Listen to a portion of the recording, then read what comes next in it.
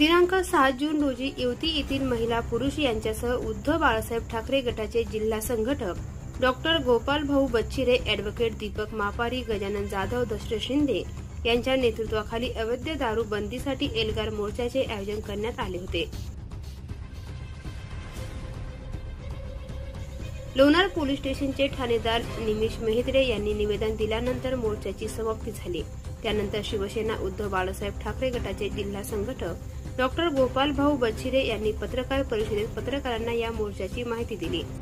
अवैधरित्या दारू ही सर्रास विकली जात आहे आणि त्याच्या विरोधामध्ये, कारण त्या अवैध दारूमुळे गावातील लोक मरतातच आहेत, परंतु बऱ्याच महिला ज्या या दारूपायी विधवा झाल्यात आणि बऱ्याच महिलांनी या दारूपायी सुसाईड सुद्धा केलेले आहे, आत्महत्या केलेली आहे। म्हणून ही अवैध दारू बंद होण्यासाठी आम्ही शासन प्रशासन यांच्याकडे एल्गार मोर्चा काढून आमच्या भावना व्यक्त केल्या आहे आणि त्यांना आम्हाला आश्वासन दिलंय की आजपासून ही दारू अवैध दारू बंद करणार आणि तालुक्यामध्ये कुठेच अवैध दारू विकू देणार नाही।